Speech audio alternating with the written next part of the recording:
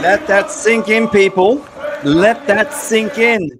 What a shootout penalty. Manchester United has qualified to the semi-final to actually stop City from winning a treble. Let that sink in, people. I was nervous because the game was like, if I compare like Simon's twins, we couldn't separate Brighton and United from each other's side. So it had to go to a penalty shootout. And the number 7 keeps following us all around. And this time it was not 7 up, but it was 7-6. I am ecstatic. I am so proud of the boys because we huffed and we puffed and we blew the house down. Wembley is becoming our fortress. This is the second time we went to Wembley and actually won the game. Of course, we went to that Carabao Cup and won the silverware. But let us not get carried away. Let's get in giddy. The season is shaping up fine because now we booked our tickets to the final to meet the noisy neighbors. What better way to introduce the Flex's muscle is none other than call it a spade, Mr. J. Daly. Jay, flex your muscles. Tell me how you're feeling. Front double for Victor Lindelof and De Gea today. Front double for the boys, fully deserved. You're saying there, Mick, about sevens. I've worn this jersey for every round of the FA Cup this year. It's the 1977 Jubilee jersey. And when we beat Liverpool in the final and stopped the Scouse scum from winning the double. So let's stop the Blue Cell Manchester winning, God forbid, a triple on June the 3rd. Mick, I wasn't confident going into today. Brighton are an excellent football team. Excellent. Brighton, I'm not going to take it away, Jade. I'm going to call it a spade. Brighton was superb, but it was who blinks first, according to my opinion. The first half was just a display of, it was a midfield battle, right? And clear and obvious the way I saw it. I saw one weak link, and that was Eriksen. Eriksen was not to his fully strengths. He was not, he was huffing and puffing, and that was the weakest link. But the game changer for me was Pastor Fred. Okay, well, in defense of Eriksen was playing beside Casemiro in front of the back four. I would have preferred Eriksen playing the 10 and Bruno Fernandes playing beside Casemiro, which he's done for 2 games in a row and played quite well. So I won't go too hard on Eriksen.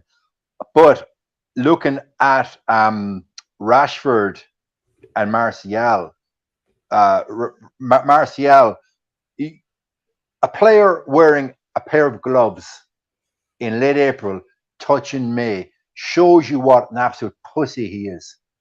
We got nothing from Martial today. Absolutely nothing. Glad he came off. Rashford clearly has not recovered from his groin injury. Now, I know Rashford doesn't track back much.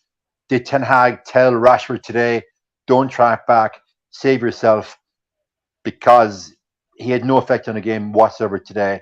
And a lot of the Twitter football experts were slating De Gea for his distribution. Lads, cop yourselves on. Clearly today, De Gea was told by Ten Hag, when the ball comes to your feet, play it long, bypass the back four and play it long. But the Twitter football experts just can't see that. David Hay today pulled off 2, I won't say world-class saves, but 2 crucial saves that on another day we would have lost 2-0. And back to the first half, Mick, it was like 2 boxers in a world title fight for the first 8-9 rounds. They're really feeling each other out, working off a jab with nobody willing to land a killer shot. But the more the game went on, I think, Mick, I grew in confidence. And when I saw Sabitzer coming on, I thought, yeah, we're going to have this. But for me as well, Mick, and I have to extrapolate some negatives, bringing on Jadon Sancho today, what does he offer? Absolutely nothing. And obviously, we're going to break the game down. But to get to an FA Cup final with a squad that is literally on its knees, with misfiring players, after what happened on Thursday, is huge achievement. Buddy, I tell you what, it was like playing with the tap hot, cold water, right? So we turned cold. We invited them, invited pressure. We sat back, and then it was like, oh, okay, it's your turn to tap to the red. So it's like it was going back and forward, like as long as the game continued, the more I grew in confidence. To be honest, the first half, nobody. I mean, they weren't there to finish the dinner. They didn't have the top striker. Aaron Wan-Bissaka. He pocketed that Japanese sushi. He made sushi out of him. Oh Yeah. man, I think you're being very disingenuous towards Matoma. I thought Matoma had a very good game today. Nah, man, come And on. Yeah, he he did, didn't but get, we didn't get a lot of purchase out of Aaron Wan-Bissaka. But the very fact that Maguire wasn't playing, I think Lindelof and Bissaka grew in confidence. yeah. I think today, had Maguire started, Matoma would have targeted Maguire and would have had him on his arse many times. Listen, And I tell I you was like miffed this. when Bissaka came off. I thought today, for me, Bissaka had arguably his best game of the season. I thought he was Mm. excellent today. I will tell a rant like this, Jay. I like analogies. If Mitoma was the sushi, then Aaron Wan-Bissaka was the chopsticks, 100%, because he just Oh clipped my his God. legs all the time. Did you see that tackle when he was tracking Mitoma outside the penalty box, and it just threw himself right in front of the shot, blocked the shot? That was a Yeah, proper that was brass chopstick. balls. Ah, And God, then there that was was one early on in the game in the first half where Matoma cut across the box, and Anthony, who is becoming clearly a personality on that pitch, he went in. Now I won't say clean him out, but just gave him enough of a nudge on the shoulder outside the box, give you away a free kick that De Gea saved and away for a corner. But that showed the strength of mind of Anthony. Right, we've got Matoma running at us, running into the box. I got to stop him before he comes to the box. And then we had the numpty Danny Murphy on BBC TV saying, "Oh, what a clumsy tackle by Anthony."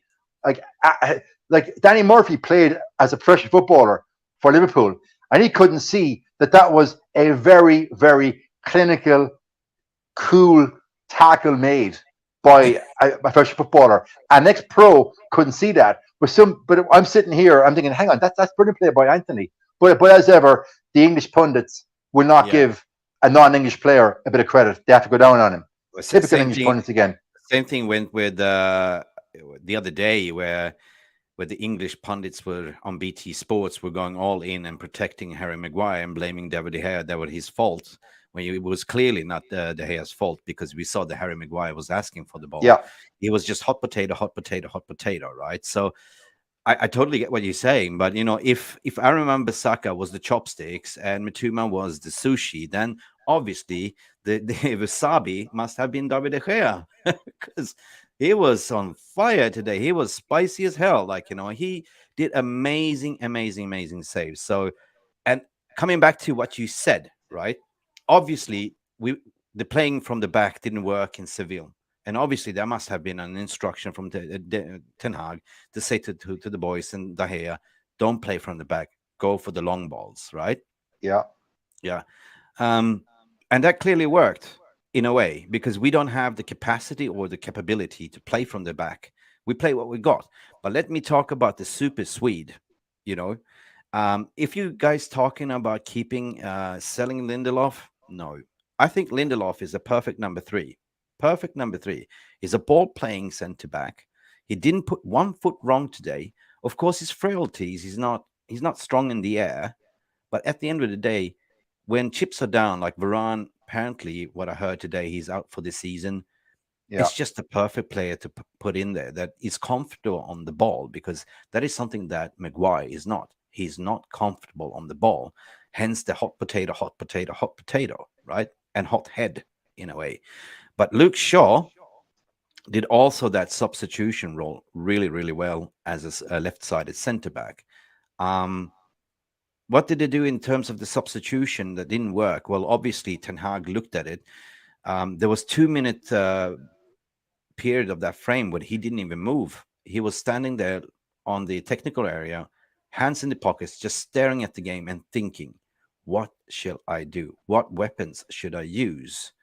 And we saw Bruno Fernandes getting a knock, which for me, it's very sad because we never seen Bruno injured in Manchester United career. So we'd be very sad if he comes off with a knock, right? And cannot play in the next game. But we're not playing Spurs until what? Next weekend? I think Will it is it Thursday? I honestly don't know. I was so focused on today and getting by today, get to the final. Yeah. I haven't even looked at when we're playing next, Mick. I haven't even looked at it, quite frankly. But I was same as you, my friend. Go ahead. Yeah, I was same as you. Like, it's hard to find moments in the first half or second because you were so nervous and just watching the game instead of watching what's going on with the tactical nuances and stuff like that, right? But when you sort of take a step back and think about it, I think it was a pretty good setup from Erik ten Hag, knowing what he has in the goodie bag, right? The substitutions was spot on, as what I said. He saw that it didn't work with Eriksen. Eriksen was great in terms of what he did, but this game needed more like a tightening in the midfield, like high pressing game, right? As soon as we start, as soon as Fred came in, Sabitzer came in, the substitutions they were starting to making mistakes. They were spraying the ball outside. We were pressing them high up. We started to play that high line. To be honest, yeah, this is how I saw it. Sorry, I'm just so gassed. I'm stuttering. No, it's okay, man. It's okay. Listen, yeah. Can we do a bit of Lindelof? Talk to me. Okay, so I have to watch the game on the BBC feed. Okay, and I can guarantee you, if Maguire was playing today, Lindelof would not have put in the performance because he would have been dragged down by Maguire, and he would also have had to cover up for Maguire's mistakes. With the BBC, Danny Murphy and his cohort, they would be bigging up Harry Maguire. Lindelof today, he led that back line. When Lindelof played beside a Shaw, a Casemiro, or Varane, he has upped his performance. It's the old saying that a rising tide lifts all boats. So for the rest of the season, I would love to see Shaw beside Lindelof. I'm a lot more confident if I see Shaw beside Lindelof and Daly and Wan-Bissaka. And Dalot's performance today will also probably go unnoticed. I think Daly today, very solid, rarely lost his winger. And there was 3 occasions where crosses were coming in. He won 2 headers, and another one then where the ball came across the box, and Daly, without hesitation, knocked the ball out for a throw. Didn't hesitate. Whereas a lesser defender would try and play the ball out. And clearly today, as we alluded to previously, Ten Hag had told the players, "No, lads, do not play the ball out. If in doubt, clear it, get it out." And I thought that back four today, if that's going to be a back four between now and in the season, I would be very confident of the top 4. We're reverting now to 1 game per week, as opposed to 1 game every 3.5 days. There's plenty of time for the players to recuperate with now only 1 game per week. I think there was 1 double game week in the Premiership where it'll be Wednesday, Sunday, or Tuesday, Saturday, but the players can cope with that. So I would love to see that back 4 in situ for the remainder of the season. 100% just consistency. Yeah, I want to see that. I want to see consistency in your back 4. And secondly, then to your point about the midfield, when Fred came on, and I'm not a fan of Fred, but a game like today suited a player like Fred. Wembley pitch, pardon me, it's one of the biggest pitches in England to play on, wide open spaces, and Eriksen still is not fully fit, but Fred, he will cover for you. The old cliche, every blade of grass. At least with Fred, you know what you're going to get. I would start with Fred, and then 65 minutes, if the game's in a balance, and you need the guile and composure and the passing range that Fred doesn't give you, then you bring on a player like Eriksen that come on for 30-35 minutes and go Pirlo-esque and pull the strings. That would be my preferred option. We always say that in the past shows that Fred is like a box of chocolate, like Forrest Gump. You never know what you're going to get. But Fred, for me, was very, very instrumental in the second half when he came in. He offered Yep. that energy, that tenacity that was needed. And all of a sudden, we saw Brighton, McAllister and Caicedo making mistakes. We saw the backline making mistakes. Then bringing another Weghorst that offered a little bit more height, an aerial presence, an aerial threat. Martial subbing out. Martial, yeah, that was good. I was a little bit worried when we took off Bruno Fernandes, but the substitution was right. Bruno Fernandes for Martial Sabitzer. That worked well. Jadon Sancho played his part. Jadon Sancho was cool and composed in the penalty shootout. I thought, like, oh no, because we all know that he suffered from mental health. We all know that the PTSD from the England penalty shootout when him, Saka, and Rashford missed 3 penalties, but he buried that penalty.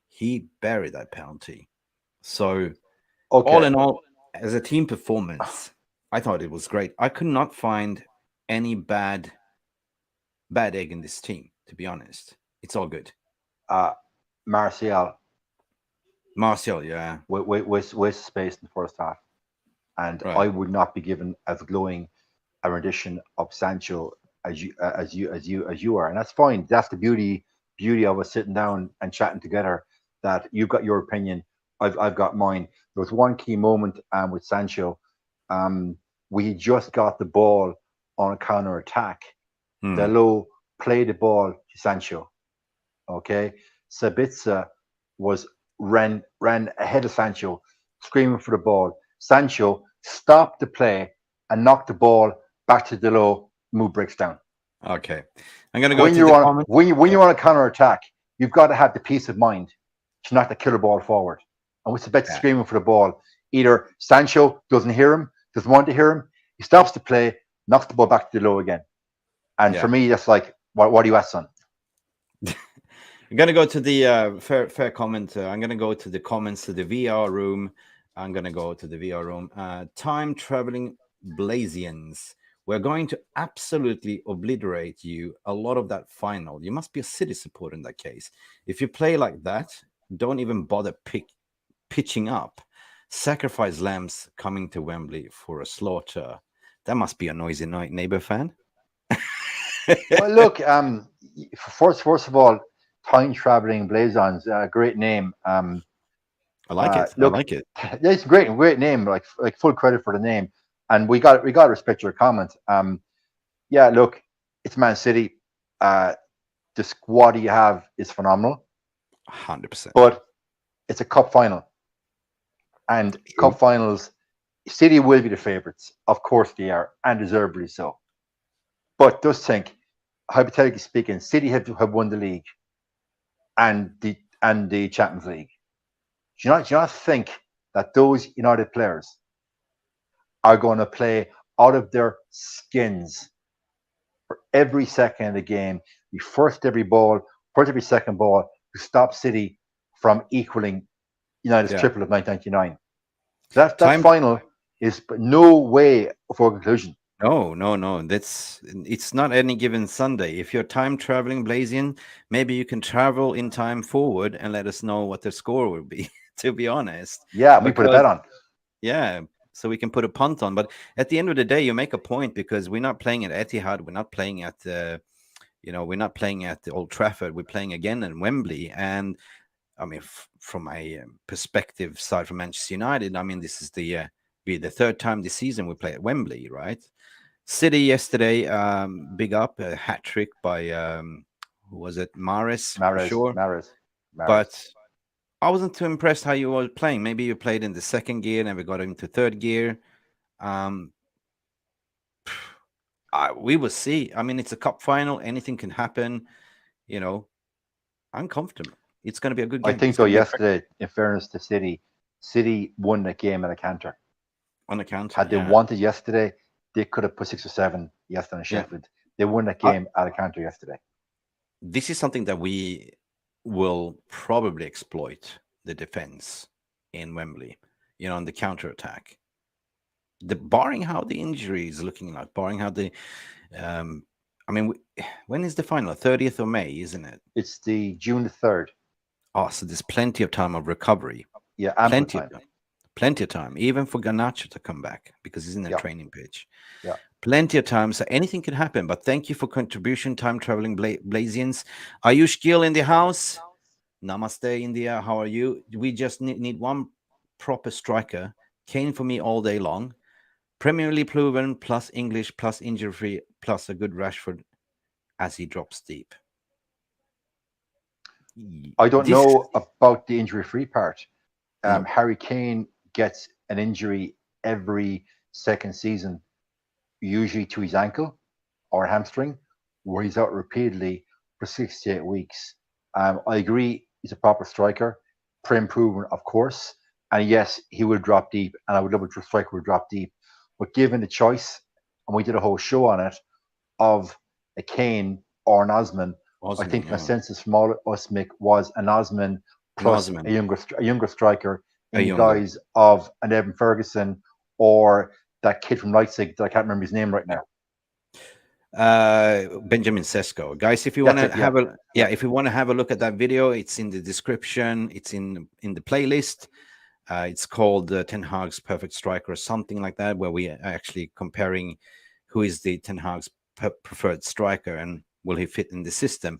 And we came to a foregone conclusion that Victor Osimhen, with a younger striker like Benjamin Sesko as an understudy, as Anthony Martial's G-string, hamstrings, or injury, is not good enough for Manchester United, according to my opinion. But I want to come back to Ayush there as well with Premier League proven. I agree to disagree to a point, because if you look at Erling Haaland, he wasn't Premier League proven. He's ripping up trees at the moment, right? So this Premier League proven, it's a little bit of a myth, right? This is created by the media to say, we should go for British because it's Premier League proven. You know, Klopp didn't have a Premier League proven experience. Ten Hag didn't have Premier League proven experience. Players that you bought in from Liverpool, like Darwin Noodles, it's not working out. You know, Bruno Fernandes didn't have a Premier League proven experience, but he came in that January and hit the ground running and never looked back ever since. So, but yeah, for me, any given Sunday, any given striker in that ilk, even if it's a Harry Kane, Victor Osimhen, or even that Danish guy Højlund, we also link to him, would do a good job, right? Because clearly, like Weghorst, he's probably going back to Besiktas. What I read. I agree with you. Just put the foot on the gas. Let's play with what we got and just make it over the line. Mick, for the record, would you keep Weghorst? No. Yeah, me neither. No way. No. It was a brilliant pen taken by Weghorst, but he's not that striker. There was a moment when he was running down the byline, chasing the ball, and he got pushed and shoved. That was a great effort. But effort don't get you off a striker position. Think, right? For a striker who's 6'6", he should be dominating the air on all set pieces. And if he was dominant in the air, Ten Hag would be instructing his fullbacks and his wingers to whip high cross into the box. Yeah. And they're not, because he's not dominant in the air in the opposing box. Yeah. They're 6'6". That tells you what I need to know. That's also my rant and take in a way, because you're 6 foot what? 6'6". He's a big boy. That's a massive boy, and you're not winning the headers at all, right? But he's quite fast for a 6'6", and he can press, but he doesn't score the goal. He doesn't have that awareness in the box. He's been found out, according to my opinion. I think it was one instance today, and many instances before. So no, we need to go. We're Manchester United. We need to get the best in class all the way through, like Sir Alex used to do as well. Just going to go back to Ayush again, because he said, time travel, use your power to see how many years City will be banned from Champions League by breaches by them. Get ready for your own destruction. Great comment. That's a banger. That's a great comment. That's a banger. Banger. Well done. Where's this destruction? Where's the red button? Let's call Joe Biden. Biden, press the button. Biden. Oh, you mean that the the president that can't even read an autocue.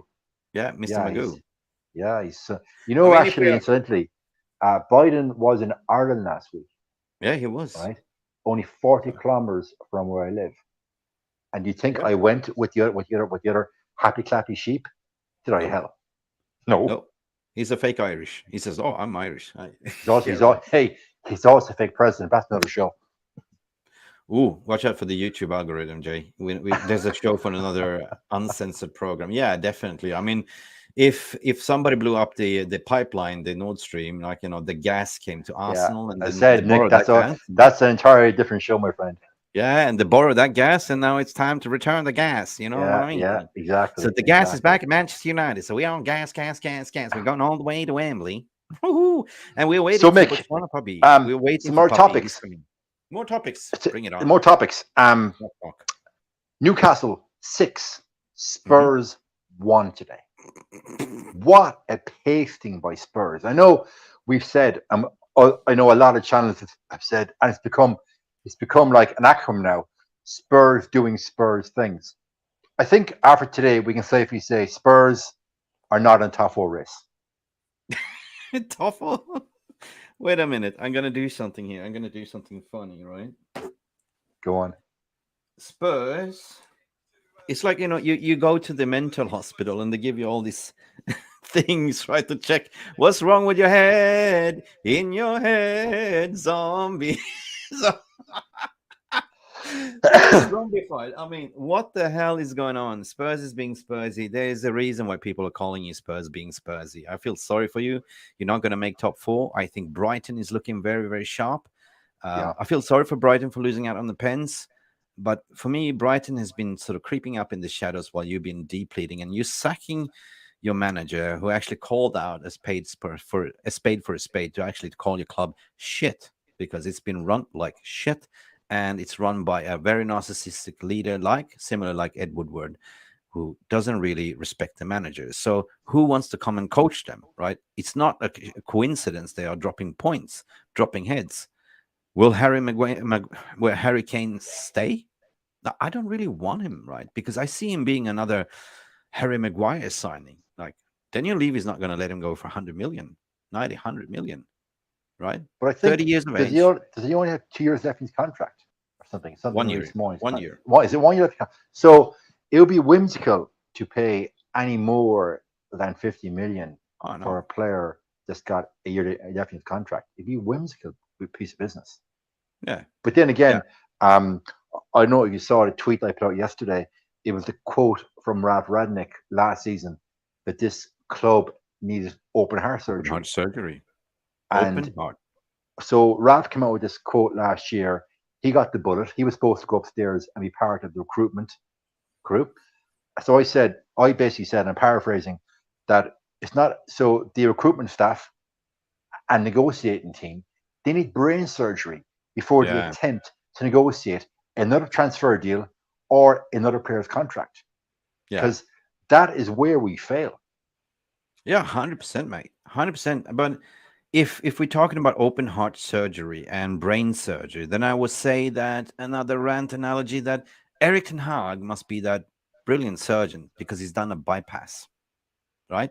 A bypass surgery, connecting the bridge and everything, and basically working with what he's got, right?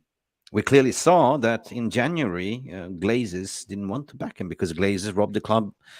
So we only had to get a loanee, 2 loanees, as a matter of fact. One worked out brilliantly fine. Signing up, I think we should sign him up. Sign him up, yeah. Sign like up Sabitzer. The wages that you're paying Scott McSideways, get rid of him. He's a nothing player. Yeah, 100%. Oh, listen, like when you have a player like Sabitzer on the bench, he's coming on. Yeah, I know, Mick. I can't speak for you, but I will speak for you because I know you are inspired with confidence. Yeah, you see a Scott McSideways coming, you're thinking, oh Jesus, what's he going to do when he comes on? But Sabitzer, okay, Sabitzer, it's good. He'll do something. But guess what? Knock, knock. Who's there? I don't know. If Casemiro and Eriksen has a baby, what's going to be? Oh, it's Pappi's in the house. Casemiro, Papi in Ericsson the had a baby. house. You know who it is? It's fucking Roy Keane. Ah, with the tan. No, Papi. This is puppies, right? If Casemiro and Ericsson has a baby, who is it gonna be? You say Sabitzer. Marcel Sabitzer, baby. Marcel Sabitzer. And you know what? Right now, I was just thinking, I was like, Mick and Jay, guess what? Guess what?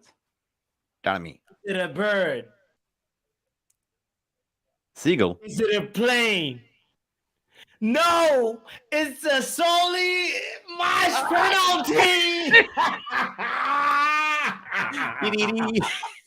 Oh, you're vicious, Pappy. That's vicious. That's vicious, Pappy. Oh, yo, I have to tell you guys, we all know like David De Gea is not saving anything. He's just like a flower. He's just there he needs a participation certificate. He's just there to just provide the vibes on the goals. He might dive, but he'll dive to the wrong place. He's David De Gea.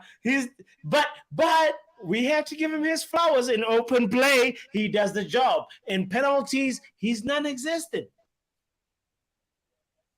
Ooh, that's actually a fair analysis, Pappy. Like your goalkeeper penalties, you choose left or right, and you got a 50-50. Actually, no, you got less. Yeah, I think you got a 1 in 4 chance of saving. If you go left, he's going to go right or he's going to go top corner. So you got a 1 in 4 chance. And unfortunately for David, he just doesn't do penalties. And now that being said, well, wouldn't it be a twist in the universe? The final goes to penalties, and David De Gea saves the final penalty in the final. That would be just poetic justice personified. Yeah, guys, but you know what? Solly March, right? Now I'm thinking more creative, right? My God, he's like, you remember the penalty that what's his name? He looks like Krusty the Clown and plays for Liverpool. Mo Salah. He's got a haircut like Krusty the Clown from The Simpsons. Right? Sorry, YouTube algorithm. Please forgive me. Please forgive me. I'm gonna be nice. But that penalty went all the way. If you say like sponsored by Fly Emirates, but that was actually Fly with Fly LSD. To be honest, flying high, right? But I would just say Bruno Mars. That's it. Bruno Mars. Bruno Mars. When I see your face, yeah, you're amazing, just the way you are. That's for De Gea. Thank you, De Gea, for being there. Thank you, De Gea, for your super saves. Please, guys, sit down. I mean, when we went into the penalties, I was thinking, oh my God, I don't want this to go to another Sevilla Europa League final when we go to the 11th or 12th kick. It looked like it. It was like Siamese twins. They couldn't separate us from birth, right? They pushed and they shoved and they tried to rip us apart. But it came down to the 7, Papi. The 7, the magical number 7. But this time it wasn't the 7 up. It was 7-6. Add on 7 plus 6. What does this become? 30. So 1-3, good numbers, right? My birthday is 13, so that is the lucky. I can show you. I even have lucky 13. Yeah. Hang on a second.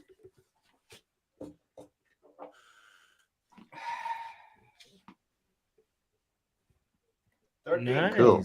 That's pretty cool. Nice. The green screen doesn't shine. Okay. I have number 13. My birthday is the 13th of October, right? So if you add on 6 plus 3, it's 13. My lucky lady number. Cool. Nice. Brothers, any thoughts, Papi? Because you were doing obviously the watch along, right? Were you nervous? I was nervous, and you know what's funny is like we survived 180 minutes. To be honest, that's what it was. It felt like one of those things where we, at the end of the first half, I felt like obviously Brighton had the more like chances that were they had control of the game, but we had tested the goalkeeper more. David De Gea hadn't done anything, barely. And then David De Gea really was like more needed later on in the game, and he was there. He was present, and shout out to him for doing that and making sure that like he was present. But also, what's his name? Sanchez? Is that the goalkeeper for Brighton again? Yeah, Sanchez Yeah. is good. Sanchez is just incredible. He was there at the moment. I thought that Rashford chance would go in extra time. I thought that moment was just like a beautiful moment where we were just gonna nick it, but then David De Gea made sure that he was present up until we got to the penalties, and then at the end of the day, Sabitzer, you have to make your move permanent. Agreed. I'm with Ayush here. I'm with that. If it was 20 million euros, signing steal. out. Sign Pappi, him. what were your thoughts on Anthony Martial today? The only man in the country that wears gloves in April. Anthony Martial, it's time to go. It's time to go. It's time to go. I know Eric Ten Hag likes you. He's talked so well about you in press conferences, but really, deep down for yourself, it's time to go. I did not like the fact that you were taking pictures in the dressing room with Sevilla players after Sevilla knocked us out. That is horrible. My man, Pappi. Now, Anthony Martial, if you're going to be taking pictures with the medical staff after we won the Carabao Cup because you think it's funny, it's time to go. Anthony Martial, good night. Give your contract, give your parking lot space to Victor Osimhen or Harry Kane or somebody else, Vlahovic, anybody that Ten Hag wants to play in that front position. Let's go. Yeah. Pappi, I agree with every syllable. Just put in context, Martial got a 5-year contract on £250,000 per week. So he makes £12 million per year. £12 million per year to spend 8% of the season injured. Not bad money if you can get it. So next question for you, Pappi. Jadon Sancho, what's your thoughts on him today? Mick was waxing lyrical about him. Personally, he's gone as well. I wouldn't keep him on the side. I wasn't waxing lyrical. I was just giving him the big up for his penalty shootout, his mentality strength, right? He only came in, he didn't play more than what? Okay, barring there was extra time and stuff like that. But yeah, I just looked at it from Ericsson tactical in-game management, and he did the right call, I think. He did the right call, but I also have some questions about the substitutions, though. I mean, with Jadon Sancho, that moment very early, that involvement early, that nearly led to a shot that curled wide was really good. But the forward cross to Sabitzer was great, and then everything else other than that, I don't know. I think it's time to have a conversation, Jadon. He's a player that, like, I saw you had a moment to drive forward with a ball on a counter-attacking situation in a way that, like, if you were watching the AC Milan game in the Champions League, you saw Rafael Leao do a 40-yard sprint where he's going through players and he's not really looking to link up and combine in order to have an opportunity at goal or to be in a dangerous attacking position. He is creating the attacking dangerous position himself. Now, Sancho, you had the opportunity to do that where you run and drive with a ball forward, but not just drive because you're running and practicing by yourself in Amsterdam or wherever. You're running and practicing. This time you have a defender who's trying to get the ball that you're driving forward. But so you have to include what? Shielding a ball and driving a ball forward.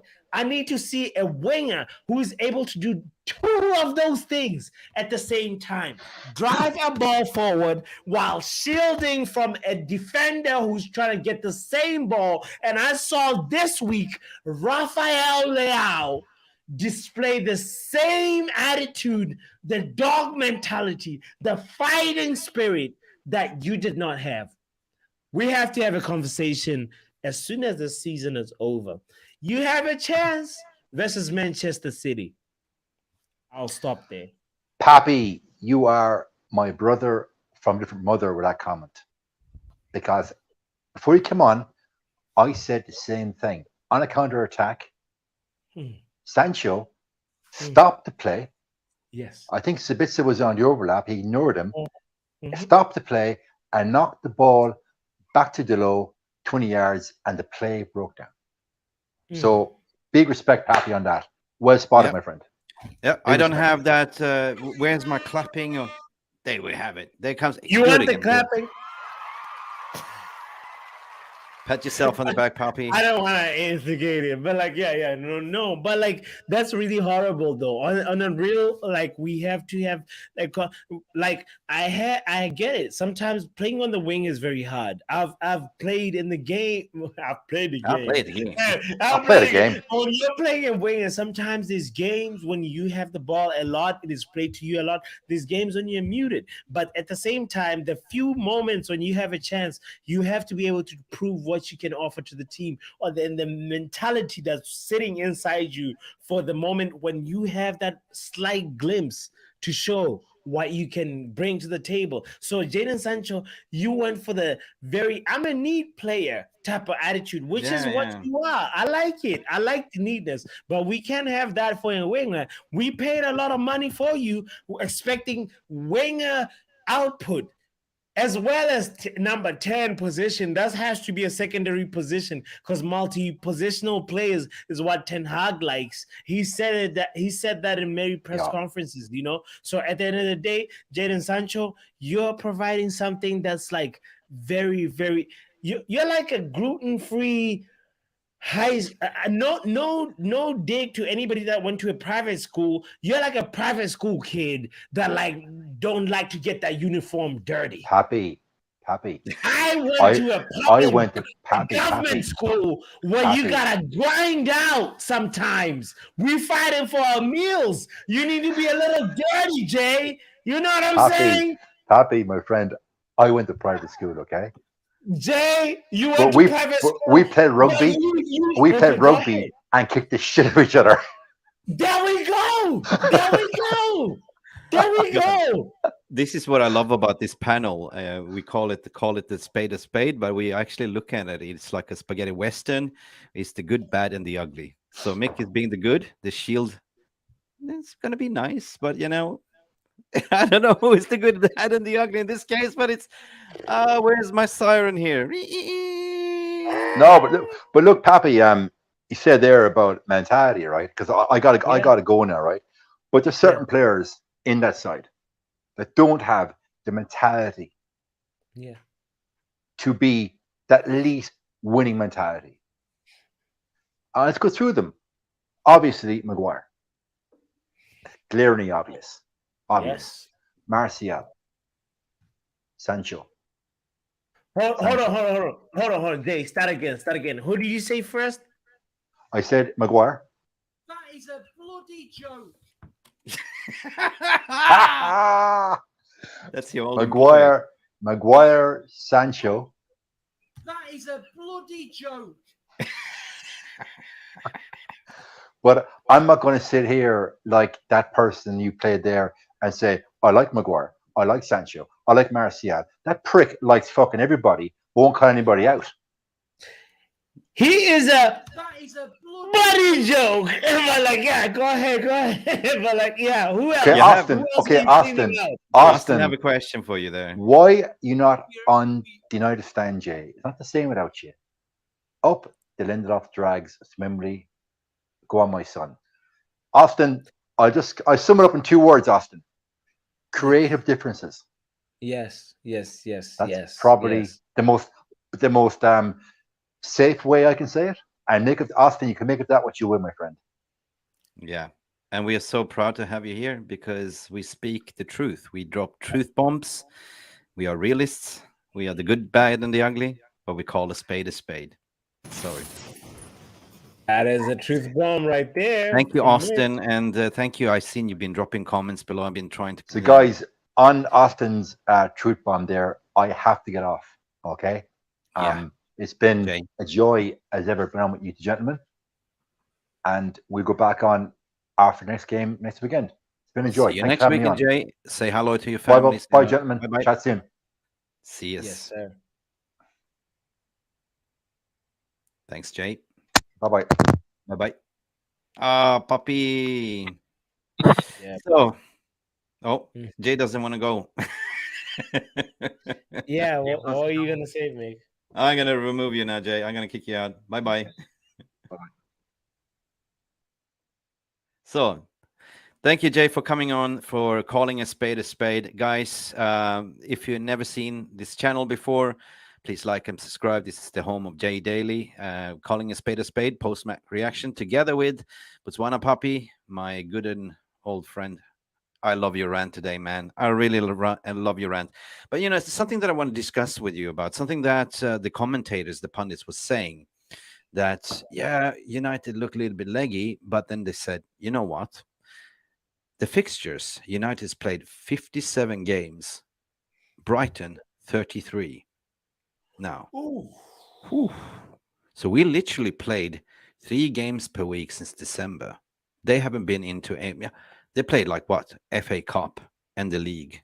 No wonder they're kind of creeping up from the back, trying to snatch top 4. But we've been literally playing 4 cups, right? We won 1. Now we have the chance to win a second. Can you let that sink in? Second. And we played 57 games so far. And barring that, the final is in June, right? Okay, we got knocked out, but we still have a chance for silverware, my friend. So that display, what we've seen, it's a vulgar display of action, basically. That Bruno Fernandes, for the first time, goes down in a knock and gets subbed. I've never seen that before. But the final is not until after we finish off the league, I think, or at the end. So, what is it to say that we cannot win this league? I mean, this cup, FA Cup, stop City against winning a potential treble. We can, because Real Madrid will stop them, actually, too. Here's the thing. So it exactly depends on that. So it's gonna be a matter of like, how does Pep deploy his cards, and it's gonna boil down to that, because like at the end of the day, both teams have enough firepower to really give us a good game in a box office final, FA Cup final, and it's the first time they ever meet. And like, it's one of those things that in an FA Cup final, and it's one of those things that like, if at all Erik ten Hag was about all eras come to an end, this is your chance, my brother, to end an era. So Erik ten Hag is definitely gonna deploy the best ever possible lineup that he has available. But the question is Pep Guardiola going to do that?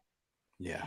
He has a lot of other wars that he's fighting. So it all ends that. If we see a Rico Lewis kind of lineup that has like many other like smaller type mentality type players that like that Manchester City have, then we have a very, very good chance of clinching clinching this FA Cup final. But like at the end of the day, I feel like Pep Guardiola, because it's a final, he's gonna put his best team. If I'm him, it doesn't matter if it's Champions League versus Real Madrid coming up next. You know, you have a very good chance to just make sure that there's silverware in your cabinet. Why not go for it? Why not? Big up, Jarvis. Thank you, Jarvis, for your comment. Big up, Mick. Congratulations on the final, mate. Shout out to you, Congratulations to you too. I know you're doing a post match on your channel as well. So big up. Congratulations, all Reds, for the final. We are in the final. Can you believe it? Can you believe it? It's what we call Manchester United. Today there was a moment where boys became men on that pitch. What And the was that chest moment up. for you, Mick? Sorry? What was that moment for you when the boys became men on the pitch? Was there a moment? Because I feel like I felt something. So here's the thing. Talk to me. When Casemiro got that card, it was Mm. unfair, wasn't. obviously, but we needed to bite. We needed to show that we are not just passengers. We're not just standing there and getting overrun. And Casemiro was like, ever since he got that moment when he got the yellow card, everybody started raising that aggression, like Yeah, they were you aggressive. know, mentality a little bit. They dug a little bit deeper, and at the end of the day, we were horrible. We were losing every first ball, every duel, Until Fred every came in. aerial duel, Until and Fred then came in. until Fred came in and he brought a little bit of balance. But at the same time, Casemiro deserves that credit to be the dog that brought that dog mentality, because you saw that from Shaw later on getting a yellow. You saw that from other players just, being like, No, fair play. Exactly. 𝒂𝒊𝒄𝒌 did a great job. As I deluded before, you were not in the stream. I said he stopped. What was his name? Matuma. Yeah, Mitoma. It's Oh, like, yeah. as I said, is a rant to say if Matuma is Japanese sushi, then 𝒂𝒊𝒄𝒌 was the chopsticks. Oh. And the hair was the wasabi and the soy sauce. Who was the soy sauce in this instance? Here we go. Ooh. So that's it. I mean, in terms of man of the match, do we have one? Or do we have to give it to the Viking Swede? Victor I have to Lindelof. give it to Victor Lindelof. Oh, yeah. Victor Lindelof is my super Swede, the man of the match, according to the thumbnail as well, because he didn't play one ball wrong. He didn't set one foot wrong. If we are shipping out somebody, other centre backs in the summer, has to be Harry Maguire. And Victor Lindelof should be the third choice, right? He's a good ball playing centre back. We were playing in the second half. We started to play more high line, definitely when Fred came in. I think it was a great performance. It was great tactics from Erik ten Hag. He was standing there for 2 minutes, studying it, not making one single sign. Even the pundits were saying it. And after 2 minutes, he finally pulled out his hands out of his pocket and went to produce a rocket. But this is Ten Hag. He's the master Picasso, man. He's the master painter, right? He changed the formation, he changed the tactics, and it worked. All right. Yes. It was like playing with the tap. The way I was watching the game, hot, cold, because it was like, who wants it? Who wants it? Right? Do you want hot water, cold water, hot water, cold water? But it had to come down to the penalties, and that penalty was sponsored by Fly Emirates.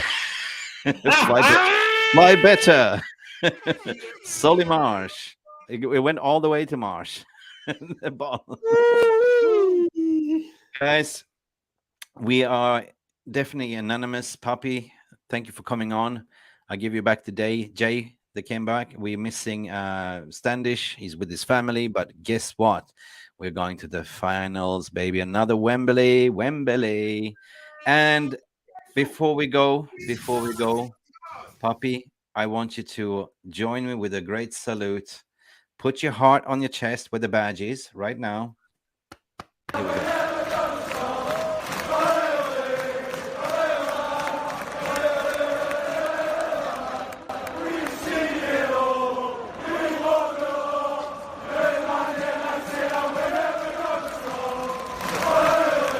Guys, let that sink in. Like and subscribe to this channel. Like and subscribe. Please tell people about our channel, because we are Manchester United and Pappi is going crazy, banging the wall. Please, you're going to get domestic violence, mate. Police is going to come in and grab you. Stop it, Pappi.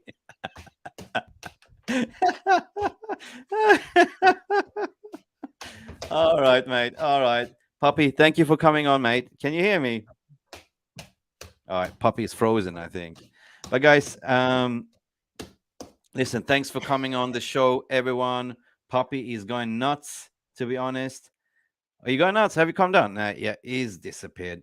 Listen, Mick Ruby, MUFC Realist TV. Please like and subscribe to this video. For disclaimer, I had nothing to do with Pappi's madness. But guys, see you in the next show. Bye for now.